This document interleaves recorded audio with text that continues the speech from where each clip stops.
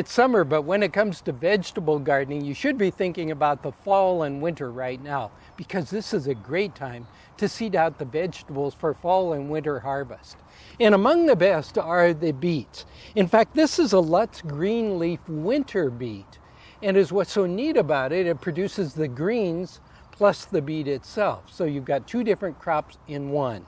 And you can use, by the way, the regular beets as well. Seeding them out now, they'll be great for fall harvest and they'll last into the winter months as well. And the green onions, they are a perennial vegetable. So to seed some out now, and you could do it again in a couple of weeks if you want to, and probably 2 weeks after that, because they're very, very quick growing. And also the lettuce. There is a winter variety of lettuce. Actually, there's quite a few different winter varieties. But keep in mind also, you can do the regular, and I would do the leaf varieties, not the head lettuce this late in the season, for fall and winter harvest. And the lettuce, by the way, you can seed even a couple weeks from now. So you can have the crops coming for a long period of time. Radishes, of course, gosh, you can seed them for several weeks yet, probably for another 6 weeks, in fact. And I'd seed them probably at about 2-week intervals. And a great winter crop, of course, for greens are the spinach. And Olympia and Thai are probably two of the best varieties for that purpose. You can also do broccoli, and you can do cabbage and cauliflower if you want to, and carrots.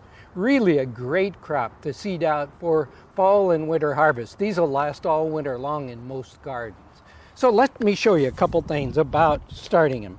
I'm going to use just the regular beets in this case. And remember, on the back side are all the directions. And it's easiest to open the package on the bottom side of the package.